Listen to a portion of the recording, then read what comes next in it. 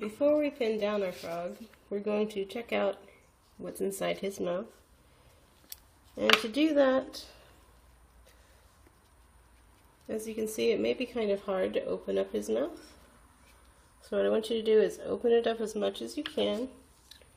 Take your dissecting scissors and insert them one side inside of his mouth, one side just outside of his mouth, and snip through his jaw back to behind his eardrum, his tympanum. You may have to cut through bone, that's alright.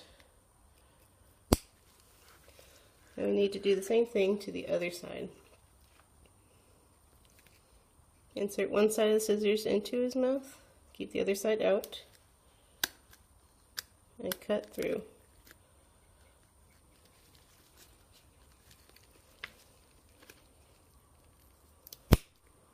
Careful not to cut yourselves, guys. Pay attention to where the scissors are. Back to just behind his ear. See how you can see the bone there now? Now you should be able to open up the frog's mouth and examine the structures inside. The first thing that leaps out at us, pun intended, is the frog's tongue. Our tongue is stuck, or attached rather, to the back of our throat, and we can wiggle the front part. But for the frog, it's the exact opposite.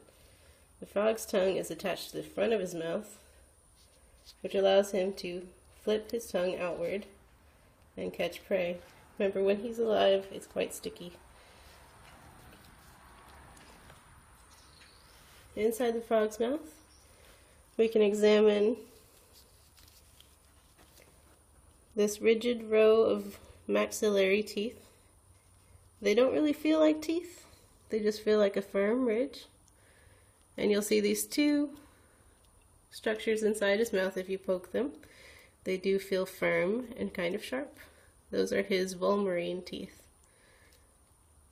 Now, frogs don't use their teeth to chew, they use them to hold on to their prey. Right next to the volarine teeth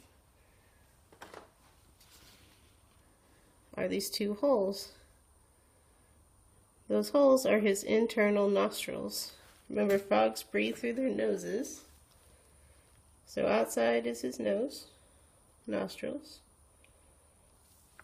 Inside you can see the connection to the nostrils. Let's see.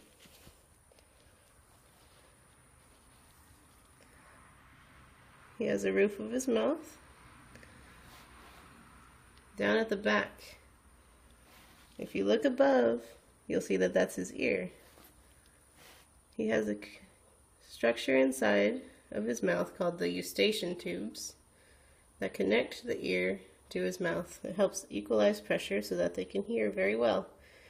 We have the same thing, only it's connected to our throats, and that's what helps your ears pop, like when you go up in elevation or are on an airplane.